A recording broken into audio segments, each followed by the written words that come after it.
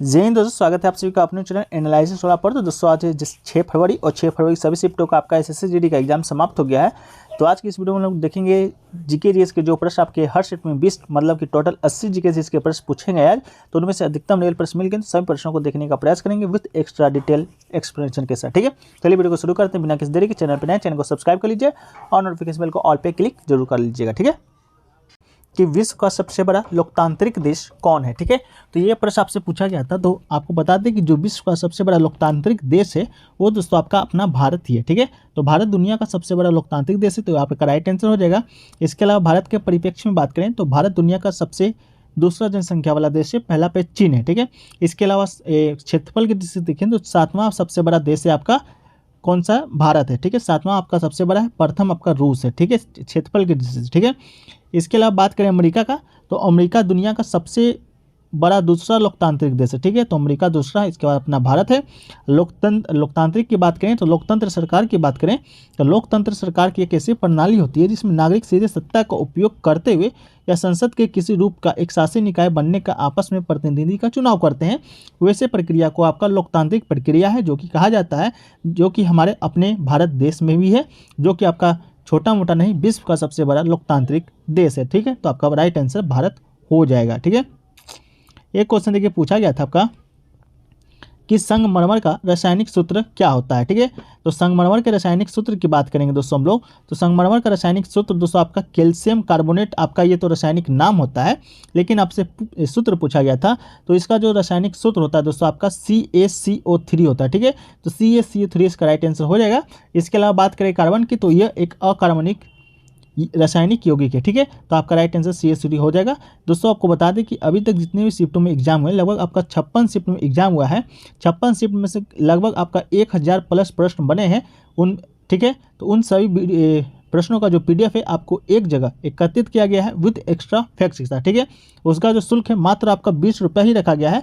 तो उनसे ही ज़्यादातर प्रश्न अब आपका बन रहे हैं आगे आने वाले शिफ्टों में। ठीक है, तो अगर आपको इसको परचेज करना है तो आपको व्हाट्सअप नंबर पर मैसेज करना होगा। व्हाट्सअप नंबर दोस्तों आपको सामने दिख रहा होगा, 99 73 74 1666। व्हाट्सअप नंबर को आप नोट कर लीजिएगा और वीडियो को देखकर आप लोग व्हाट्सअप कीजिएगा अगर जिनको लेना होगा। 56 सीटों में 1000 प्रश्नों का प्रश्नोत्तर का विथ एक्स्ट्रा फैक्ट्स के साथ मात्र 20 रुपये में। ठीक है, तो 9973741666 व्हाट्सअप नंबर है, डिस्क्रिप्शन में भी आपको व्हाट्सअप नंबर है जो कि मिल जाएगा। ठीक है, देखिए एक क्वेश्चन देखिए पूछा गया था, छठी पंचवर्षीय योजना का लक्ष्य कितना निर्धारित किया गया था, आपसे ये पूछा गया था। ठीक है, तो बात करें छठी पंचवर्षीय योजना का, तो ये तो आपका चला था 1980 से 1985 ईस्वी तक। ठीक है, इसके अलावा छठी पंचवर्षीय योजना भारतीय अर्थव्यवस्था के लिए एक बड़ी सफलता थी।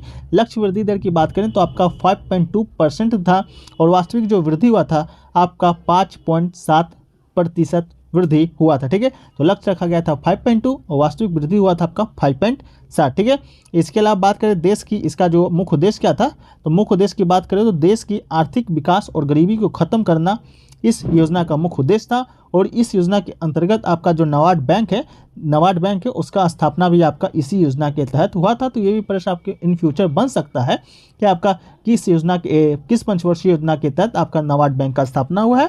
तो ये आपका छठी पंचवर्षीय योजना, इसका राइट आंसर हो जाना होगा। ठीक है, चलिए अगला जो प्रश्न पूछा गया था दोस्तों, अगला जो प्रश्न पूछा गया था कि मीराबाई जो चानू है, मीराबाई चानू दोस्तों आपका किस खेल से संबंधित। ठीक है, तो मीराबाई चानू से दोस्तों आप लोग भली भांति परिचित होंगे। इनका जो पूरा नाम है तो साई खोम मीराबाई चानू है, जो कि एक भारतीय भारोत्तोलक है। ठीक है, भारोत्तोलक मतलब वेट लिफ्टिंग होता है, तो आप लोग वेट लिफ्टिंग जानते होंगे इनको, तो भारोत्तोलक हिंदी में कहा जाता है। ठीक है, इसके अलावा बात करें तो उन्होंने जो टोक्यो ओलंपिक आपका 2020 हुआ था, जो कि 21 में खेला गया था, तो भारत का जो पहला पदक है रजत पदक वो आपका मीराबाई चानू ने ही दिलाया था। ठीक है, उन्हीं से ज़्यादा ये नाम आपका फेमस हुई थी। इससे पहले भी आपका भारोत्तोलक में आपका जो नाम है बहुत कमाए हुए हैं, तो आपका ओलंपिक से ज़्यादा ये फेमस हुई थी। इसके अलावा 49 किग्रा भारोत्तोलन में रजत पदक जीता था। ठीक है, कितना किग्रा में, 49 किग्रा में, ये भी प्रश्न आपका बनता है, तो 49 किलो में जीता था। इसके अलावा भारत के किस राज्य से इनका संबंध है, तो इम्फाल। ठीक है, इम्फाल जो कि मणिपुर की रहने वाली है मीराबाई चानू। तो इन फ्यूचर आपका ये भी प्रश्न बन सकता है किस राज्य से संबंधित है मीराबाई चानू। ठीक है, इसके अलावा बात करें तो वर्ष 2018 के लिए इनको खेल रत्न से भी सम्मानित किया गया है। ठीक है, खेल रत्न मतलब करने का मेजर ध्यानचंद खेल रत्न इनको 2018 में दिया गया है, जिसका पहले नाम आपका राजीव गांधी खेल रत्न था। ठीक है, तो इनको दिया गया 2018 में। एक क्वेश्चन देखिए पूछा गया था कि असहयोग आंदोलन है जिसका प्रस्ताव दोस्तों आपका किस कांग्रेस अधिवेशन में पारित हुआ था या कहाँ पर हुआ था, इस तरह का कोई प्रश्न आपसे पूछा गया था। तो असहयोग आंदोलन की बात करेंगे तो हम लोग तो 5 सितंबर 1920 को महात्मा गांधी के नेतृत्व में भारतीय राष्ट्रीय कांग्रेस यानी कि शॉर्ट फॉर्म इसका INC होता है के द्वारा शुरू किया गया था।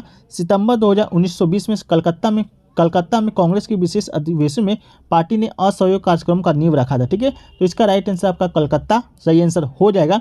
इसके अलावा असहयोग आंदोलन की बात करेंगे हम लोग तो 1920 से 1922 तक मानी जाती है। इसने भारतीय स्वतंत्रता संग्राम के इतिहास में एक नए अध्याय का संकेत दिया था। ठीक है, तो ये आपका कोलकाता के एक विशेष अधिवेशन में आपका पारित हुआ था। इसके बाद 1920 में आपका नागपुर अधिवेशन हुआ था, उसमें आपका मूल रूप से आपका यह प्रस्ताव है जो कि पारित हुआ था।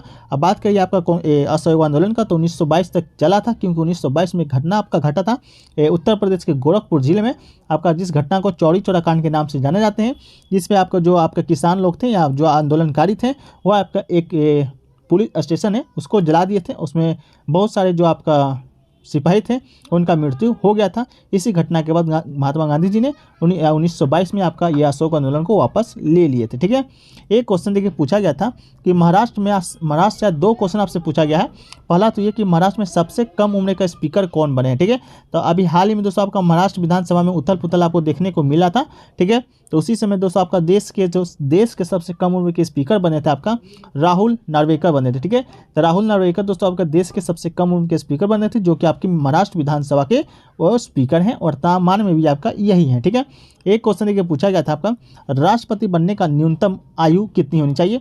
तो फर्स्ट शिफ्ट के क्वेश्चन में आपका राज्यपाल आया था, तो उसी शिफ्ट में हमने आपको बता दिया था। ठीक है, तो कल जिनका भी एग्जाम है तो आपको एनालिसिस देख के जाइएगा जितना जल्दी आपको मिल सके जिस शिफ्ट का भी। ठीक है, तो राष्ट्रपति बनने का न्यूनतम आयु पूछा गया था।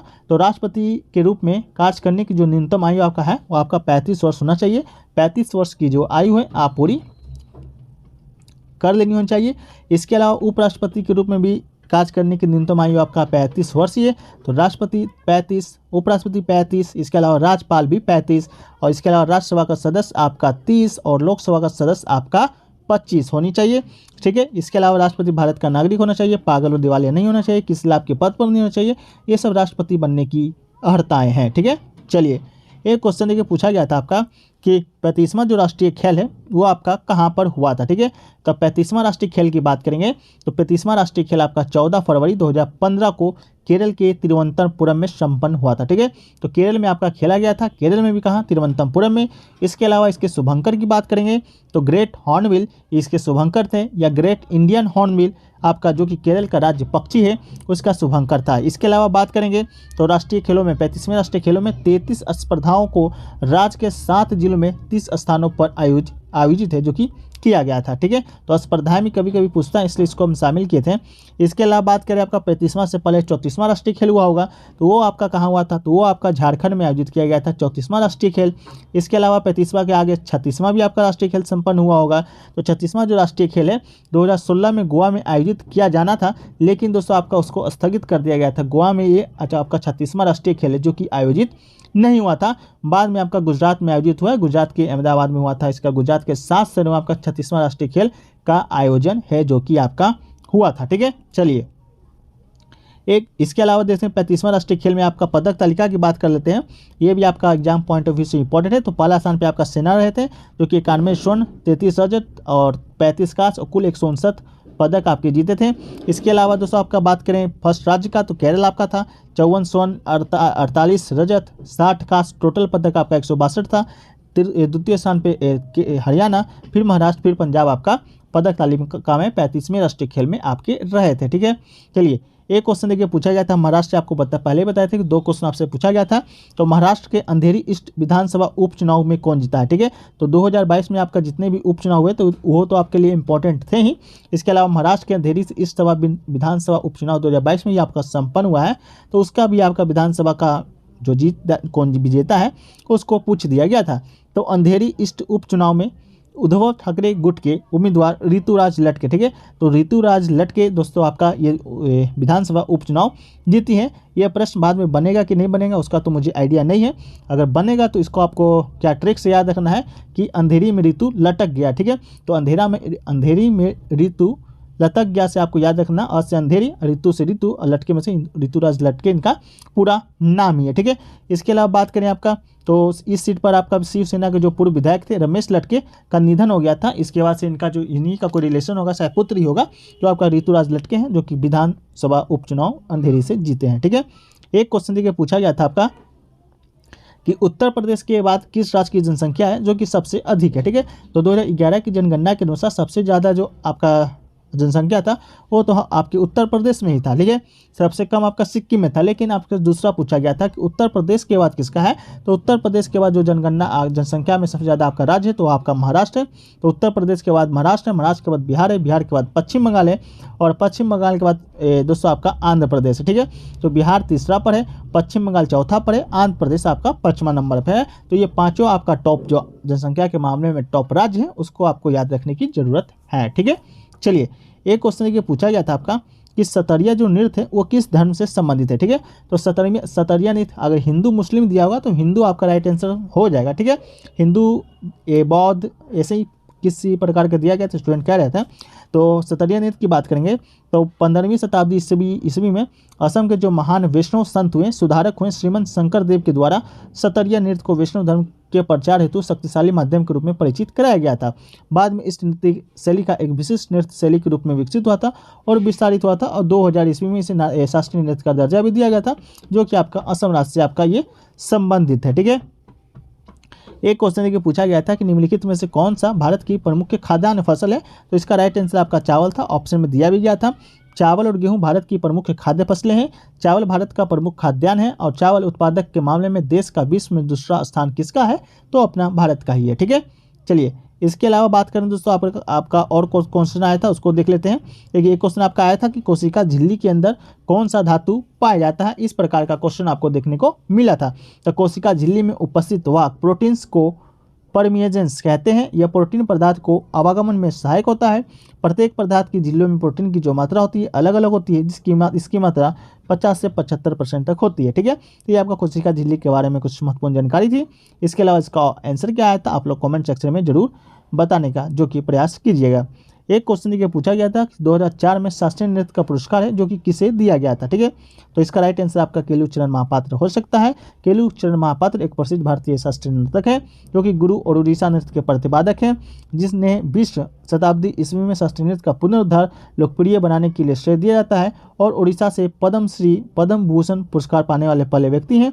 शायद 2004 में आपका ये दिया गया था। ठीक है, क्वेश्चन है आपका कि प्राकृतिक गैस को जलाने से कौन सा गैस निकलता है, तो इसका राइट आंसर आपका दोस्तों हो जाएगा कार्बन डाइऑक्साइड। आपका ऑप्शन में दिया गया था। अधिकांश ईंधन के दहनों से पर्यावरण में दोस्तों आपका कार्बन डाइऑक्साइड गैस है जो कि निकलता है। ठीक है, तो आपका राइट आंसर CO2 हो जाएगा। ठीक है, CO2 के अलावा CO2, CH4, N2O उत्सर्जन सभी प्राकृतिक गैस दहन के दौरान उत्पन्न होता है। ठीक से ट्यून किए गए बैलोरे में दहन प्रक्रिया के दौरान प्राकृतिक गैसों में लगभग सभी जो ईंधन होता है आपका कार्बन प्रतिशत CO2 में परिवर्तित हो जाता है। तो आपका ऑप्शन में कार्बन डाइऑक्साइड दिया गया था जो कि बिल्कुल राइट आंसर आपका था। ठीक है, चलिए एक क्वेश्चन देखिए पूछा गया था कि खेलो इंडिया यूथ गेम्स में सर्वाधिक मेडल है जो कि किस राज्य ने जीता था, तो पदक तालिका में दोस्तों महाराष्ट्र जो कि 26 स्वर्ण, 29 रजत और 24 कांस्य पदक के साथ शीर्ष पर रहा था। तो इसका राइट आंसर आपका महाराष्ट्र हो जाएगा। इसके साथ ही हरियाणा की बात करें तो सेकंड स्थान पर रहा था, 22 स्वर्ण, 16 रजत और 15 कांस्य पदक के साथ आपका हरियाणा है जो कि दूसरे स्थान पे रहा था। ठीक है, यहाँ पर देखिए आपको मेडल का जो पदक तालिका होता है वो भी आपको लगा दिए हैं जो कि दोस्तों आपको समझने में आसानी होगा। तो पहला स्थान पे आपका महाराष्ट्र जो कि 26 स्वर्ण जीता था, सबसे ज़्यादा स्वर्ण भी आपका महाराष्ट्र के द्वारा ही जीता गया था। तो ये भी क्वेश्चन आपका बन सकता है। इसके बाद सिल्वर की बात करें तो 29 आपका रजत पदक महाराष्ट्र जीता था जो कि सर्वाधिक आपका है, और कांस्य पदक भी सर्वाधिक आपका महाराष्ट्र नहीं जीता था। कुल आपका 79 पदक जीता था, टॉप पर रहा था। ठीक है, इसके बाद हरियाणा आपका रहा था दोस्तों 22 स्वर्ण, 16 रजत और 15 कांस्य के साथ टोटल आपका 53 पदक हरियाणा दूसरा स्थान पर रहा था। इसके अलावा तीसरा पे आपका मध्य प्रदेश 21 स्वर्ण, 13 रजत और कांस्य 19 और कुल पदक आपका 53। मतलब कि जो हरियाणा और मध्य प्रदेश है आपका कुल पदक की रैंकिंग में देखें तो आपका सेम ही है। ठीक है, इसके अलावा दोस्तों बात करें आपका चौथा स्थान पे तो राजस्थान रहा था जो कि 11 स्वर्ण, 6 पदक, 10 कांस्य और टोटल 27 पदक जीता था। उड़ीसा आपका 5वां नंबर पर रहा था। तो टॉप 5 आपको जानना जरूरी था, जो कि हमने बताने का प्रयास किया है। और सबसे नीचे जो आपका रहा था वो मिजोरम रहा था। ठीक है, चलिए इसके बाद बात करते हैं दोस्तों खेलो इंडिया यूथ गेम्स का। तो इसका जो पहले का नाम था आपका खेलो इंडिया स्कूल गेम्स था। ये भी क्वेश्चन आपका बन चुका है, इसलिए आपको इसमें पीडीएफ में शामिल किए हैं। तो खेलो इंडिया स्कूल गेम्स इसका आपका पहले का नाम था, जो कि पहली बार आयोजित किया गया था। पहला संस्करण 2018 में दिल्ली में आयोजित हुआ था। ठीक है, इसका जो मंत्रालय है खेलो इंडिया यूथ गेम्स का आयोजन का जो मंत्रालय कौन कराता है, तो युवा मामले और खेल मंत्रालय के द्वारा कराया जाता है। और वर्तमान में खेल मंत्रालय कौन है, तो अनुराग ठाकुर इसके राइट आंसर हो जाएंगे। ठीक है, चलिए एक क्वेश्चन देखिए पूछा गया था, उपराज्यपाल मतलब केरल के प्रशासक कौन है, मतलब कि उपराज्यपाल कौन है। तो उपराज्यपाल करने का मतलब दोस्तों जितना भी केंद्र शासित प्रदेश है हमारे भारत में, तो उसमें दोस्तों आपका गवर्नर नहीं होकर उपराज्यपाल ही होते हैं। तो उस लक्षद्वीप के पूछा गया था, तो प्रफुल्ल पटेल इसका राइट आंसर आपका हो जाएगा। ठीक है, तो आपका बात करें आपका लेफ्टिनेंट गवर्नर और प्रशासक के, जो कि आपके केंद्र शासित प्रदेशों में होते हैं। तो पहला देखिए अंडमान और निकोबार द्वीप समूह के जहाँ के गवर्नर या प्रशासक कहिए आपका एडमिरल डीके जोशी हैं। ठीक है, तो इसका आपका ये हो जाएंगे। चंडीगढ़ भी आपका यूटी है, जहाँ के आपका बनवारी लाल पुरोहित प्रशासक हैं। दादर नागर हवेली दामन द्वीप जो यूटी के आपके प्रशासक है प्रफुल्ल पटेल है, जो कि आपके लक्षद्वीप के भी हैं। इसके अलावा दिल्ली की बात करेंगे, जो कि आपका बहुत इंपॉर्टेंट है, जो कि दोस्तों आपका विनय कुमार सक्सेना है। इसके अलावा जम्मू कश्मीर की यूटी आपके मनोज सिन्हा जी हैं। इसका लक्षद्वीप का आपसे पूछा गया था, प्रफुल्ल पटेल हैं। पुडुचेरी की बात करेंगे तो डॉक्टर तमिल सिलाई सुंदरराजन है, जो कि प्रशासक है। अतिरिक्त प्रभार मिला हुआ है, जो कि आपके तमिलनाडु के गवर्नर भी हैं। और लद्दाख की बात करेंगे तो श्री राधाकृष्ण माथुर जी हैं, जो कि आपका लद्दाख के यूटी के गवर्नर हैं। तो 1 2 3 4 5 6 7 8। ठीक है, तो 8 आपका यूटी है, तो 8 के प्रशासक हमने आपको बता दिया है। आशा करते हैं कि अगला बार आएगा तो आप सही क्लिक करके आइएगा। ठीक है, एक क्वेश्चन देखिए पूछा गया था आपका शीतकालीन ओलंपिक से पूछा गया था, और आपका ईयर दिया गया था और मिलान करने के लिए आपको दिया गया था। ठीक है, मिलान मतलब कि कौन सा सही है ये दिया गया था। तो देखिए स्टूडेंट के द्वारा बताया गया कि आपका 2022 का था, 2014 का था, 2010 का था, 2006 का था। ठीक है, तो 2022 का जो आपका शीतकालीन ओलंपिक हुआ था वो आपका बीजिंग चीन में हुआ था। ठीक है, तो इसका राइट आंसर आपका बीजिंग हो जाएगा। 2014 का जो शीतकालीन ओलंपिक हुआ था आपका सोची में हुआ था, जो कि आपका रूस में पड़ता है। इसके अलावा 2010 का शीतकालीन ओलंपिक आपका वैंकूवर में हुआ था, जो कि कर्नाटक में पड़ता है। और 2006 का जो शीतकालीन ओलंपिक है आपका नॉर्वे के लिले हैमर में हुआ था। ठीक है, तो ये आपका अगर चारों ऑप्शन होगा तो आपका ये आपका मिलान सही है। इसके अलावा और कोई और कौन सा ईयर था तो आप लोग कमेंट सेक्शन में भी बता सकते हैं। ठीक है, एक क्वेश्चन पूछा गया था आपका कि गणगौर जो नृत्य है वो किस देवी की पूजा की जाती है उस नृत्य में। तो गणगौर जो नृत्य है दोस्तों आपको पहले ही बता दें कि राजस्थान में किया जाता है। ठीक है, तो ये प्रश्न बहुत बार बन चुका था कि गणगौर नृत्य है जो कि किस राज्य के द्वारा किया जाता है, तो बहुत बार बन चुका था। राजस्थान इसका राइट आंसर था, लेकिन आज के शिफ्ट में पूछा गया किस भगवान को समर्पित या किस भगवान की पूजा किया जाता है। तो गणगौर नृत्य में बताएं पूजा में तो भगवान शिव और देवी पार्वती को समर्पित है। तो आपका देवी पार्वती ऑप्शन में शायद होगा, तो यह राइट आंसर हो जाएगा। इस दिन को भगवान शिव और देवी पार्वती के प्रेम और विवाह के दिवस के रूप में मनाया जाता है। ठीक है, तो आपका राजस्थान से संबंधित नृत्य है। एक क्वेश्चन देखिए पूछा गया था कि नालंदा विश्वविद्यालय है जो कि स्थापना है जो किसके द्वारा किया गया था। नालंदा विश्वविद्यालय के बारे में आप लोग बहुत बार सुने होंगे, जिसे कि बख्तियार खिलजी ने दोस्तों आपका जला दिया था। ठीक है, तो जो कि आपका बिहार में स्थित है नालंदा जिला में। तो इसका जो स्थापना का श्रेय है आपके कुमारगुप्त को जाता है, जो कि 5वीं शताब्दी ईसा में नालंदा विश्वविद्यालय का स्थापना किया था। कुमारगुप्त को दोस्तों आपका शारदित्य भी कहा जाता है। ठीक है, क्या कहा जाता है, शारदित्य भी कहा जाता है। इसके अलावा जो नालंदा विश्वविद्यालय को पुनर्जीवित किया था वो आपका धर्मपाल ने किया था। इसके अलावा धर्मपाल नहीं दोस्तों आपका एक विक्रमशिला विश्वविद्यालय है जो कि आपका बिहार में ही है, जो कि एक दूसरे का संपूरक ही था, नालंदा विश्वविद्यालय और आपका विक्रमशिला। तो उसका स्थापना आपका धर्मपाल ने किया था, और बौद्ध धर्म के महान संरक्षक थे कौन, आपका धर्मपाल। ठीक है, तो कुमारगुप्त के द्वारा नालंदा विश्वविद्यालय का स्थापना किया गया था, जो कि 5वीं शताब्दी में किया गया था, जिससे कि बख्तियार खिलजी ने आपका जला दिया था। ठीक है, इसके अलावा बात करें तो उन्होंने बिहार में के भागलपुर जिले में विक्रमशिला मठ और बिहार में औरनपुरी में एक मठ की स्थापना भी किया था आपका धर्मपाल ने। ठीक है, एक क्वेश्चन देखिए पूछा गया था कि जो लोग चून कराते हैं और सरकार बनाते हैं, ठीक है, उस प्रकार की संस्था को क्या कहा जाता है। ठीक है, तो आपके ऑप्शन में भी दोस्तों आपको दिया गया था, इस प्रकार का ऑप्शन आपको दिया गया था, लोकतंत्र, साम्यवाद, और 2 और ऑप्शन दिए गए थे जो कि स्टूडेंट को याद नहीं थे।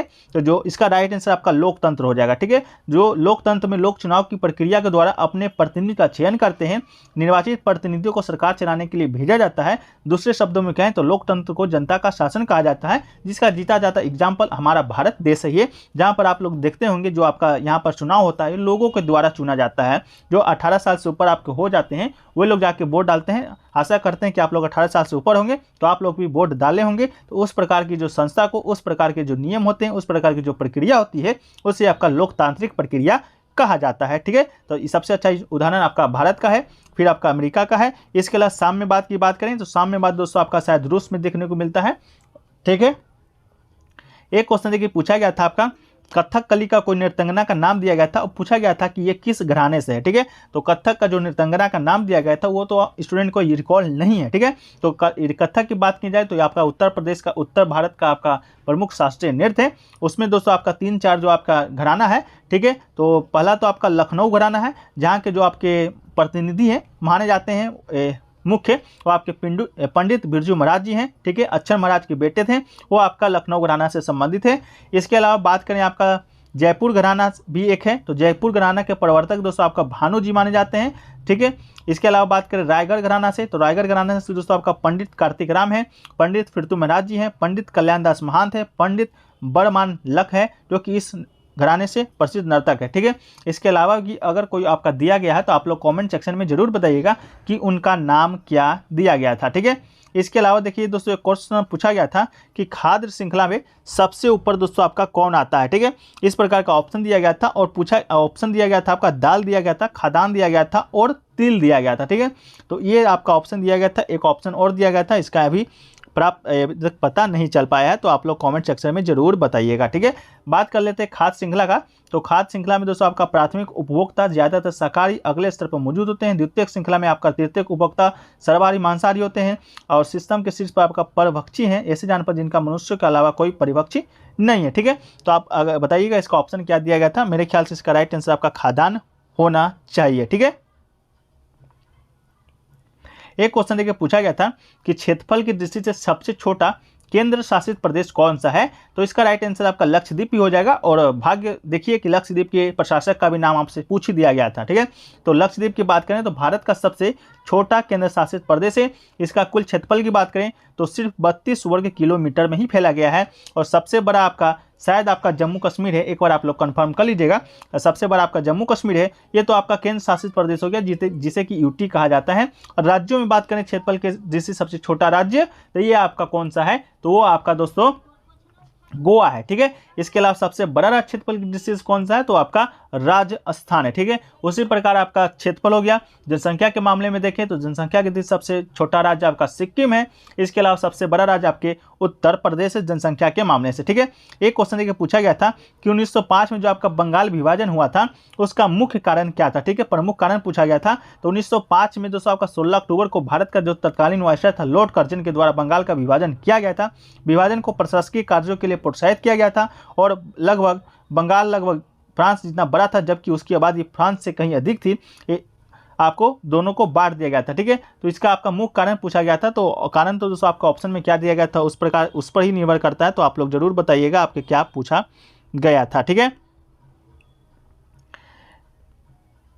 एक क्वेश्चन देखिए पूछा गया था दोस्तों आपका गणगौर नृत्य वाला आपको बता दिए थे। ये आपका राजस्थान और मध्य प्रदेश या उत्तर प्रदेश के कुछ क्षेत्रों में किया जाता है। किसका पूजा किया जाता है, तो पार्वती जी का पूजा किया जाता है। एक क्वेश्चन देखिए पूछा गया था लोक लेखा जो समिति है वो दोस्तों आपका किससे संबंधित है। ठीक है, तो लोक लेखा समिति की बात करें तो भारत सरकार की खर्चों की लेखा परीक्षक करने वाली समिति। ठीक है, तो भारत सरकार में जितना खर्चा होता है उसका जो लेखा जोखा होता है वो लोक लेखा समिति के द्वारा ही किया जाता है। इसका जो गठन है भारत सरकार अधिनियम 1919 के अंतर्गत पहली बार आपका 1921 में हुआ था। वर्तमान में इसमें 22 सदस्य होते हैं, जिनमें आपका 15 लोकसभा से और 7 राज्यसभा से सदस्य होते हैं लोकसभा लोक लेखा समिति में। ठीक है, तो ये दोस्तों आपसे है जो कि आपका पूछा गया था। ठीक है, तो आज का जो हमारा पहला प्रश्न है वह है कि भारत जोड़ो यात्रा है की शुरुआत किसने किया था। ठीक है, तो दोस्तों आपको बता दें ये भी क्वेश्चन हमारे पीडीएफ से ही लड़ा है।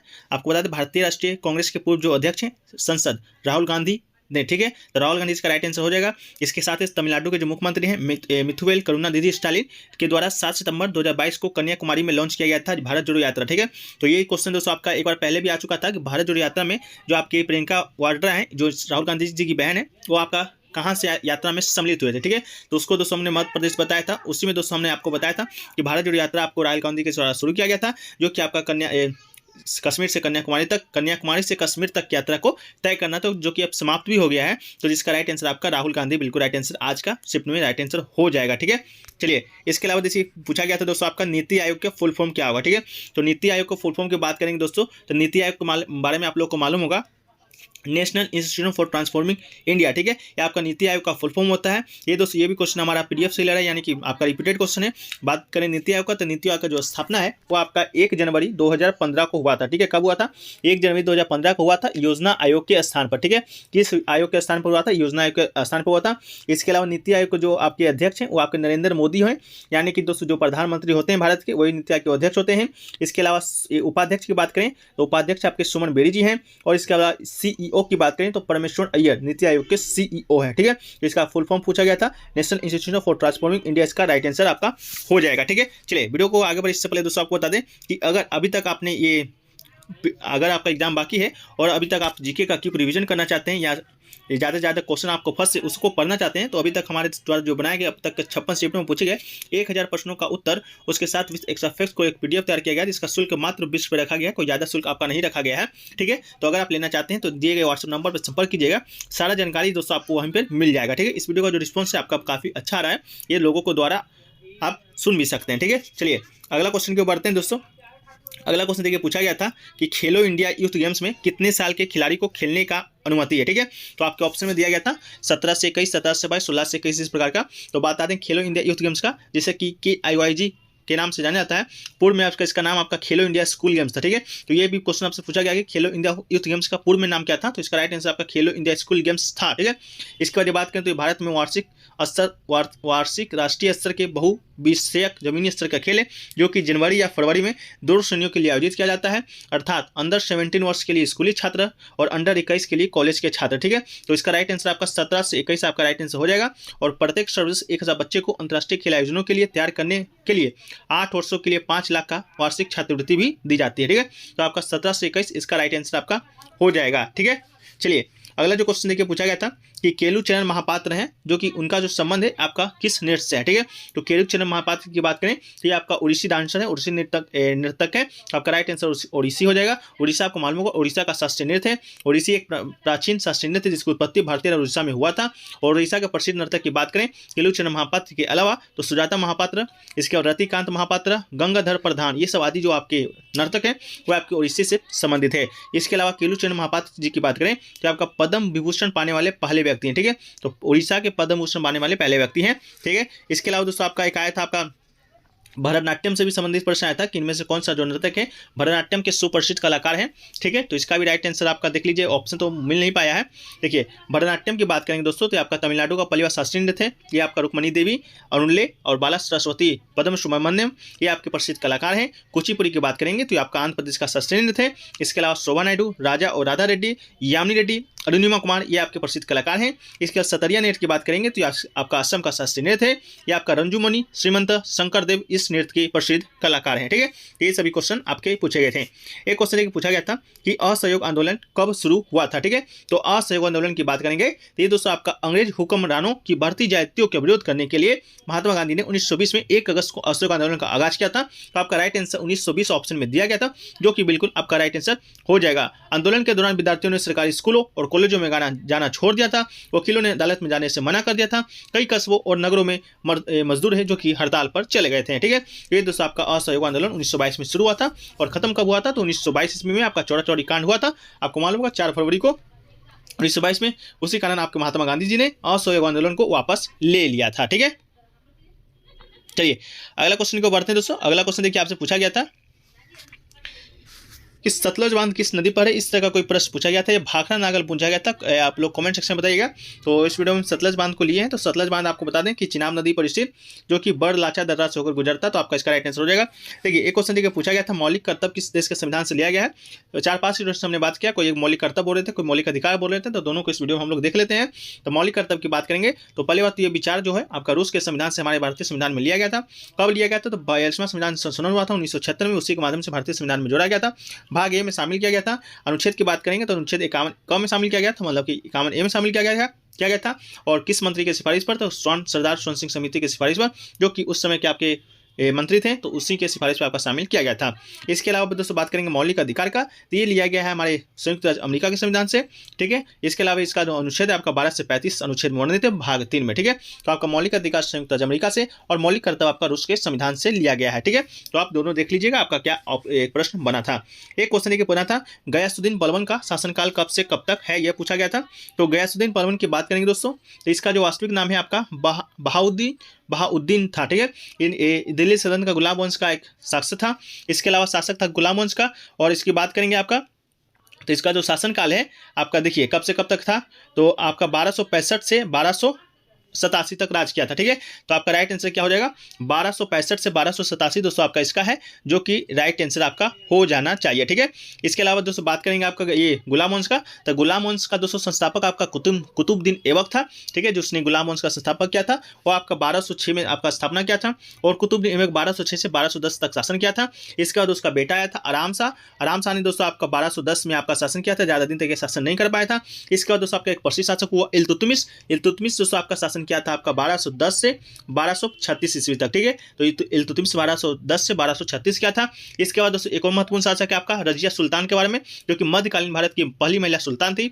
तो वो आपका शासन की थी रजिया सुल्तान 1236 से 1240 ईस्वी तक, ठीक है। ये सब आपको लिखने की जरूरत नहीं है, आपको हम पीडीएफ प्रोवाइड करा देंगे, उसमें सारा सम्मिलित रहेगा। तो पीडीएफ आपको टेलीग्राम चैनल पर इसका मिल जाएगा, बस आपको चैनल को सब्सक्राइब कर लेना है, नोटिफिकेशन बिल को ऑन कर लेना है, ठीक है। इसके बाद दोस्तों आपका गयासुद्दीन एक बलवान जो पूछा गया था 1265 से 1287 का राइट आंसर था। इसके बाद इसका जो बेटा था क्यूमर्स, जो कि आपका गुलाम वंश का अंतिम शासक था, वो आपका 1287 से 1290 तक आपका शासन किया था, ठीक है। ये सभी महत्वपूर्ण शासक गुलाम वंश थे, जो कि हमने आपको बताने का प्रयास किया है। शायद अगले शिफ्टों में आपको देखने को ये प्रश्न मिल सके, ठीक है। चलिए एक क्वेश्चन देखिए पूछा गया दोस्तों आपका हरित क्रांति के समय कृषि मंत्री कौन थे, ठीक है। ये तो क्वेश्चन बहुत बार पूछा गया था, हरित क्रांति के जनक कौन थे, हरित क्रांति का शुरुआत कब हुआ है, लेकिन आज के शिफ्ट में पूछा गया था हरित क्रांति के कृषि मंत्री, ठीक है। तो एम.एस. स्वामीनाथन इसका राइट आंसर हो जाएगा। ये आपके मुख्य वास्तुकार थे, भारत में हरित क्रांति के जनक थे। चिंद्रवरम सुब्रमण्यम इनका पूरा नाम है। उस समय के खाद्य मंत्री और कृषि मंत्री थे। अब भारत रत्न से सम्मानित है और हरित क्रांति का राजनीतिक जनक इन्हीं को कहा जाता है। तो इसका राइट आंसर आपका राइट आंसर हो जाएगा, ठीक है। चलिए एक क्वेश्चन देखिए पूछा गया था। इसके अलावा बात करें हरित क्रांति का, तो हरित क्रांति आपका 1950 के दशक 1960 के दशक के बीच शुरू होने वाला अनुसंधान प्रौद्योगिकी संस्थान के समूह का पहला समूह है, जिसने 1960 के दशक में भारत में कृषि उत्पादन में वृद्धि किया था, ठीक है। चलिए एक क्वेश्चन देखिए पूछा गया था। तो इसके अलावा दोस्तों बात करें हरित क्रांति का, तो अनाज की उच्च उपज वाली किस्में विशेष रूप से बौना, गेहूं और चावल सहित अनाजों की नई तकनीकों को अपनाया जाने लगा था इस क्रांति के द्वारा, ठीक है। ये सभी फैक्ट्स आपको पीडीएफ में शामिल मिलेगा, तो वहां से आप एक बार पढ़ लीजिएगा, नहीं तो वीडियो बहुत लंबा हो जाएगा, ठीक है। एक क्वेश्चन देखिए पूछा गया दोस्तों आपका वर्तमान में CII के प्रमुख कौन है, ठीक है। CII के अध्यक्ष पूछा गया था, तो इसका सही उत्तर दोस्तों आपका अर्जुन रंगा हो जाएगा, ठीक है। अर्जुन रंगा को 2022-23 के लिए भारतीय उद्योग परिसंघ, ठीक है, भारतीय उद्योग परिसंघ यानी कि CII कर्नाटक राज्य परिषद का नया अध्यक्ष चुना गया है। इसका राइट आंसर आपका हो जाएगा, ठीक है।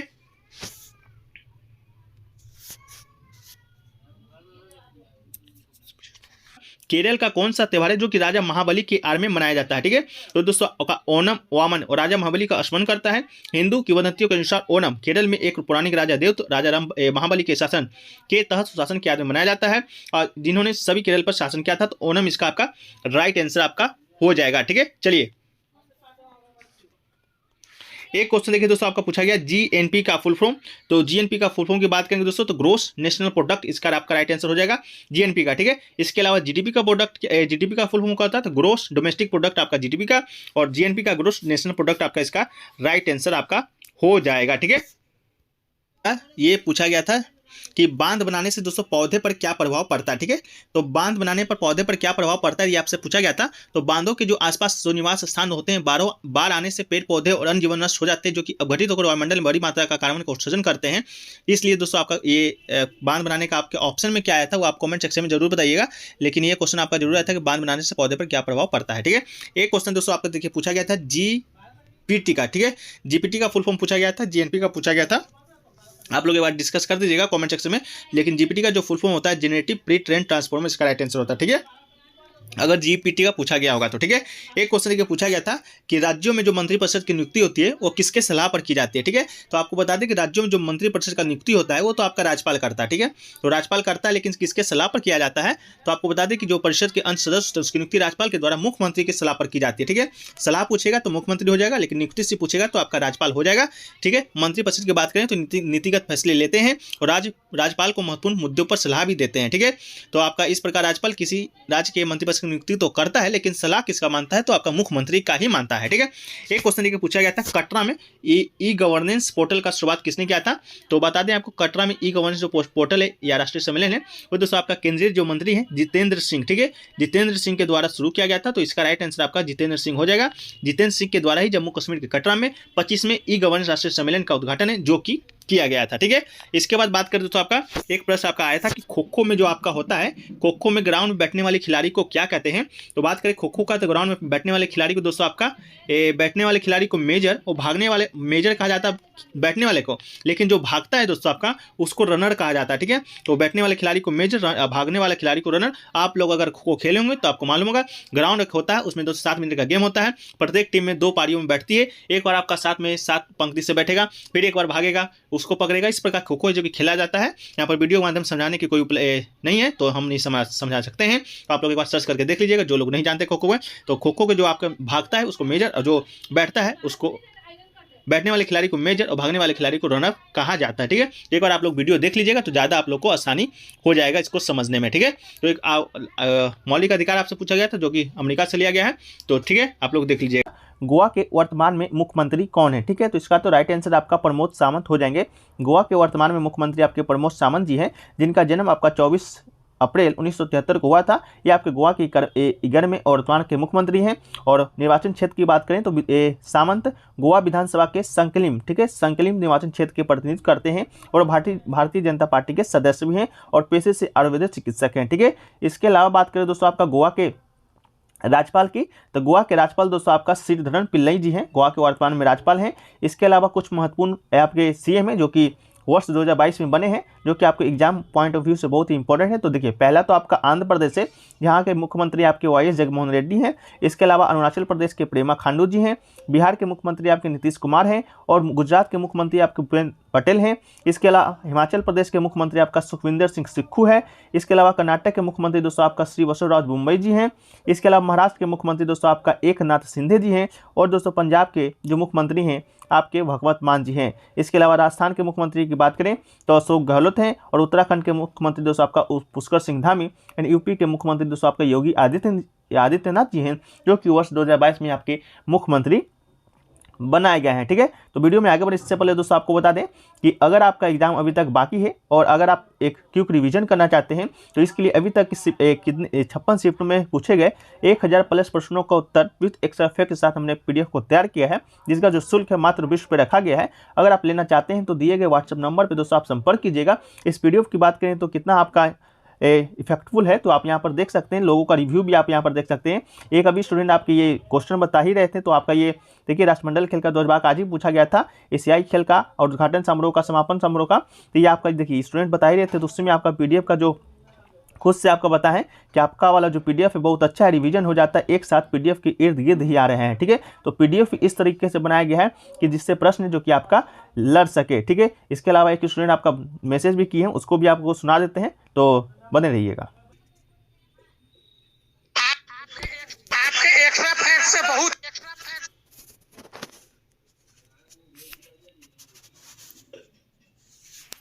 तो दोस्तों अभी आपने एक ऑडियो सुना होगा जो कि आपके ये रिव्यू दिया गया स्टूडेंट के द्वारा ही। तो जो लोग भी लेना चाहते हैं आप लोग व्हाट्सएप नंबर पर कॉन्टैक्ट कीजिएगा, आपको पीडीएफ है जो कि मिल जाएगा बहुत ही कम रुपए में। ठीक है, देखिए अगला जो क्वेश्चन पूछा गया था आपका कि आईवी के अध्यक्ष वर्तमान में कौन है। ठीक है, तो हाल ही में दोस्तों आपको बता दें तपन कुमार डेका। ठीक है, राइट आंसर क्या हो जाएगा दोस्तों आपका तपन कुमार डेका को आईवी के अध्यक्ष बनाए गए हैं, तो इसका राइट आंसर हो जाएगा। इसके अलावा आईवी के फुल फॉर्म की बात करें तो इंटेलिजेंस ब्यूरो, इसका राइट आंसर आपका हो जाएगा। इसके अलावा आईवी है जो किस मंत्रालय के अधीन कार्य करता है, तो आपका गृह मंत्रालय के तहत भारत की आंतरिक सुरक्षा और काउंटर इंटेलिजेंस एजेंसी है, जिसकी स्थापना है आपका 1887 ईस्वी में हुआ था सेंट्रल स्पेशल ब्रांच के रूप में। इसके अलावा इसे दुनिया का सबसे पुराना ऐसा संगठन माना जाता है। ठीक है, तो आपका तपन कुमार डेका आपके राइट आंसर हो जाएंगे। इसके अलावा देखिए क्वेश्चन पूछा गया था आपका रिपीटेड कि पांचवी पंचवर्षीय योजना का मुख्य उद्देश्य क्या था। ठीक है, तो पांचवी पंचवर्षीय योजना की बात करें तो इसका जो मुख्य उद्देश्य था दोस्तों आपका गरीबी दूर करना आपके ऑप्शन में दिया गया था, जो कि बिल्कुल राइट आंसर था। इसके अलावा आत्मनिर्भरता पर भी जोर इस पंचवर्षीय योजना में दिया गया था। इसके अलावा पांचवी पंचवर्षीय की अवधि की बात करेंगे तो 1974 से 1978 की इसकी अवधि थी। इस योजना में आपका गरीबी हटाओ, रोजगार, न्याय, कृषि उत्पादन और रक्षा पर केंद्रित था।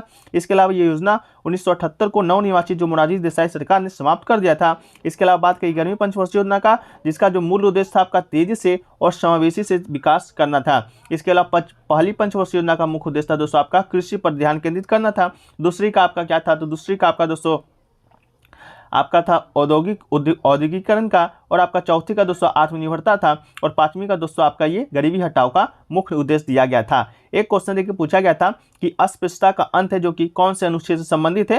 तो वीडियो के अंत में हम आपको ये भी बताएंगे कौन कौन से क्वेश्चन है आपका रिपीटेड हुए और कौन कौन से क्वेश्चन है जो कि पीडीएफ से आए हैं। ठीक है, तो अस्पृश्यता का अंत की बात करेंगे दोस्तों तो आपका अनुच्छेद 17, तो इसका राइट आंसर हो जाएगा अस्पृश्यता का अंत है जो कि भारतीय संविधान के अनुच्छेद 17 से संबंधित है, इसका राइट आंसर हो जाएगा।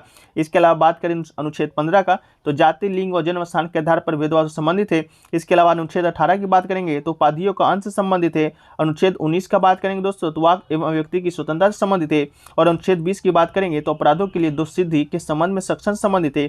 इसके अलावा अनुच्छेद 21 दोस्तों आपका जीवन व व्यक्तिगत स्वतंत्रता के सक्षम से संबंधित आपका अनुच्छेद वर्णित है। सभी अनुच्छेदों को हमने आपके पीडीएफ में शामिल करने का प्रयास है जो कि किया था। एक क्वेश्चन है कि पुष्कर मेला एक साल में कितनी बार लगता है, तो इसका राइट आंसर तो शायद आपका एक ही होना चाहिए, क्योंकि पुष्कर जो मेला है साल में आपका एक ही बार लगता है। दीपावली के बाद कार्तिक शुक्ल एकादशी से कार्तिक शुक्ल पूर्णिमा तक राजस्थान के अजमेर शहर के पास पुष्कर नगर में पुष्कर मेले का आयोजन किया जाता है। तो इसका राइट आंसर आपका एक होना चाहिए। ठीक है, एक क्वेश्चन देखिए पूछा गया था, ये भी आपका रिपीटेड है और पीडीएफ से ही आपको डायरेक्ट देखने को मिला है कि राज्यपाल बनने की न्यूनतम आयु है जो कि कितनी होनी चाहिए। ठीक है, तो राज्यपाल बनने की न्यूनतम आयु में दोस्तों आपका 35 वर्ष इसका राइट आंसर हो जाएगा।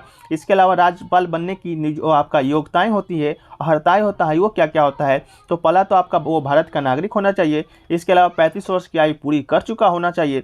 इसके अलावा वो राज्य सरकार या केंद्र सरकार या इन राज्यों के नियंत्रण के अधीन किसी सार्वजनिक उपक्रम के लाभ के पद पर ना हो। इसके अलावा वो राज्य विधानसभा का सदस्य चुने जाने के योग्य हो। इसके अलावा वो योग्य हो, यो पागल या दिवालिया घोषित ना किया जा चुका हो, तो वो आपका राज्यपाल बन सकते हैं। ठीक है, इसके अलावा दोस्तों बात करें राष्ट्रपति का, तो राष्ट्रपति बनने का भी उम्र न्यूनतम आपका 35 वर्ष है। लोकसभा का सदस्य बनने का न्यूनतम उम्र आपका 25 वर्ष है।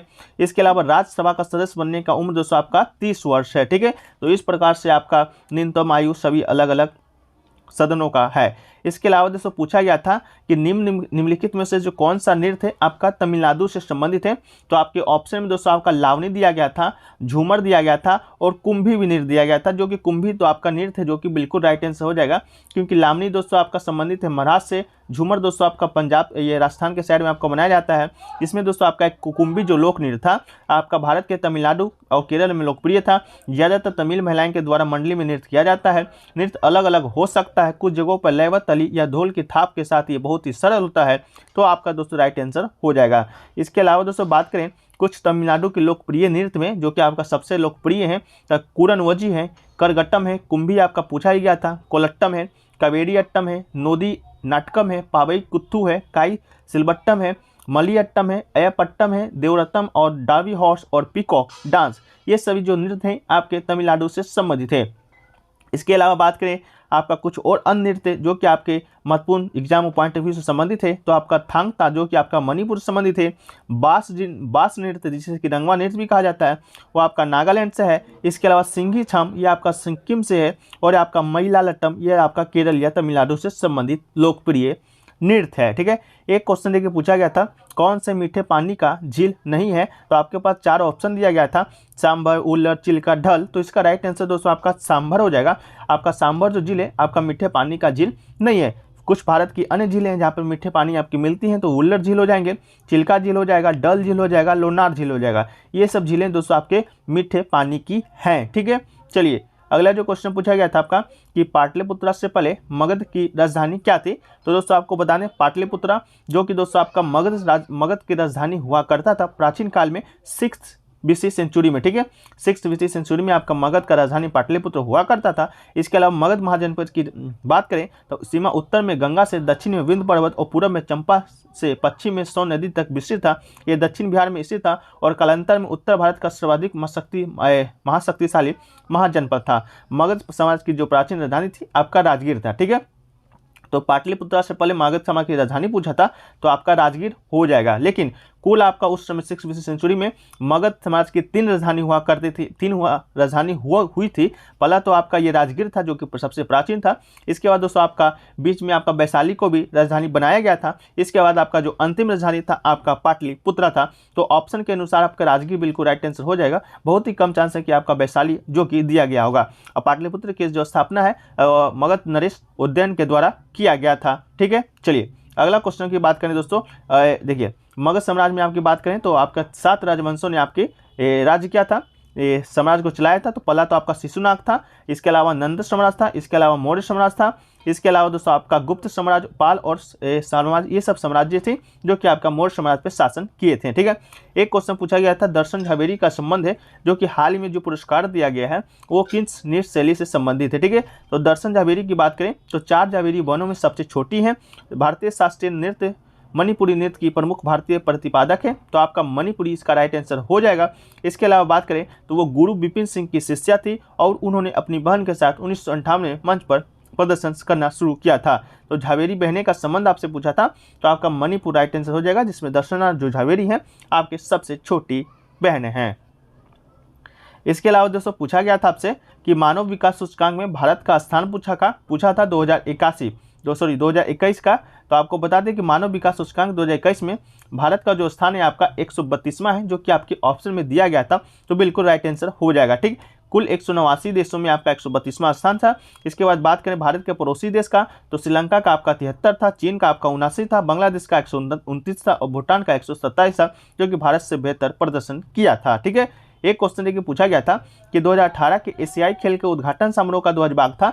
देखिए लोग स्टूडेंट कंफ्यूजन थे, उद्घाटन समारोह का पूछा गया था या समापन समारोह का, या एशियाई खेल का या राष्ट्रमंडल खेल का। तो अभी हमने चारों को मिक्स कर लिया है, चारों को इस PDF में ले लिया है। तो पहले तो आपका 2018 के एशियाई खेल के उद्घाटन समारोह के ध्वजभाग को देख लेते हैं। तो इसका राइट आंसर आपका नीरज चोपड़ा हो जाएगा। आपका देख लीजिए उद्घाटन समारोह का ध्वजभाग, ठीक है। उद्घाटन समारोह सब अलग अलग होता है, एशियाई राष्ट्रमंडल खेल भी आपका अलग अलग होता है। तो 2018 का एशियाई खेल का उद्घाटन समारोह का ध्वजवाहक नीरज चोपड़ा थे। और 18 के एशियाई खेल की बात करें तो इंडोनेशिया के जकार्ता में खेला गया था, ठीक है।